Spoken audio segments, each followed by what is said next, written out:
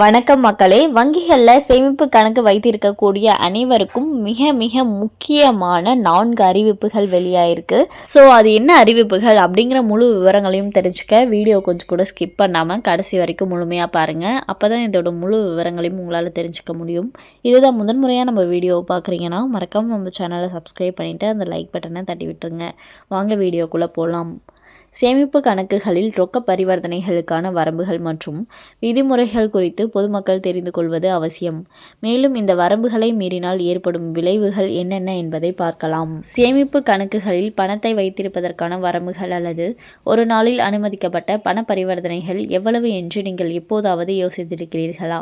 வரி விதிகளின்படி ஏப்ரல் 1 முதல் மார்ச் 31 வரையிலான ஒரு நிதியாண்டில் சேமிப்பு கணக்கில் மொத்த ரொக்க வைப்பு அல்லது திரும்ப பெறுதல் ரூபாய் 10 லட்சத்திற்கு மிகாமல் இருக்க வேண்டும். கூடுதலாக வருமான வரி சட்டத்தின் பிரிவு 269 ST ஒரு நபரை கட்டுப்படுத்துகிறது. ஒரே நாளில் ஒரு பரிவர்த்தனை அல்லது ஒரே நிகழ்வின் பல பரிவர்த்தனைகளில் மற்றொரு நபரிடமிருந்து ரூபாய் 2 லட்சம் அல்லது அதற்கு மேற்பட்ட பணத்தை பெறுவது. இந்த வரம்பை மீறினால் ஆய்வு மற்றும் அபராதம் விதிக்கப்படும். ஒரு நிதியாண்டில் உங்கள் சேமிப்பு கணக்கில் ரொக்க பரிவர்த்தனைகள் ரூபாய் 10 லட்சத்தை தாண்டினால் என்ன நடக்கும்? அத்தகைய எந்த நடவடிக்கையும் அதிக மதிப்புள்ள பரிவர்த்தனையாக தகுதி பெறுகிறது. வருமான வரி சட்டத்தின் பிரிவு 114B கீழ் இதுபோன்ற நிகழ்வுகள் குறித்து வருமான வரித்துறைக்கு அறிவிக்க நிதி நிறுவனங்கள் கடமைப்பட்டுள்ளன. மேலும் ஒரே நாளில் ரூபாய் 50,000க்கு மேல் ரொக்கமாக டெபாசிட் செய்தால் உங்கள் பேன் கார்டை கட்டாயம் சமர்ப்பிக்க வேண்டும். உங்களிடம் பேன் இல்லையெனில் படிவம் 60 அல்லது 61ஐ மாற்றாக சமர்ப்பிக்கலாம். அதிக மதிப்புள்ள பரிவர்த்தனைகள் பல கணக்குகளில் பரவியிருந்தாலும் அவற்றை கண்காணித்து வருமான வரித்துறைக்கு வங்கிகள் புகார் அளிக்க வேண்டும். கணக்கு வைத்திருப்பவராக அனைத்து பண பரிவர்த்தனைகளும் முறையானவை மற்றும் ஆவணப்படுத்தப்பட்டவை என்பதை நீங்கள் உறுதி செய்ய வேண்டும்.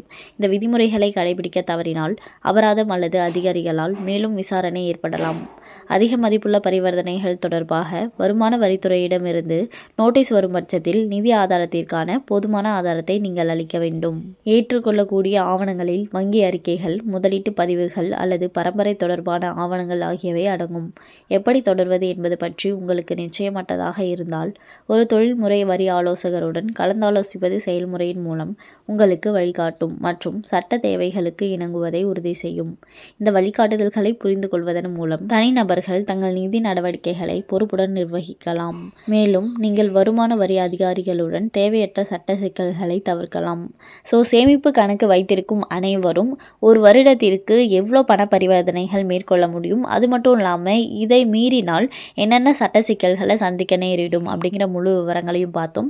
அண்ட் மேலும் இது போன்ற அரசாங்கம் சார்ந்த அனைத்து அப்டேட்களையும் உடனுக்குடனே தெரிஞ்சுக்கணும்னு நினச்சிங்கன்னா மறக்காமல் நம்ம சேனலை சப்ஸ்கிரைப் பண்ணி பக்கத்தில் இருக்க பெல் ஐக்கானை கிளிக் பண்ணி அதில் ஆளுங்கிற ஆப்ஷனை செட் பண்ணி வச்சுக்கோங்க. அப்போ தான் நம்ம அப்லோட் பண்ணுற வீடியோ உடனுக்குடனே உங்களுக்கு நோட்டிஃபிகேஷனாக வந்து சேரும். அது மட்டும் இல்லாமல் அந்த லைக் பட்டனை தட்டி விட்டுருங்க. தேங்க்ஸ் ஃபார் வாட்சிங்.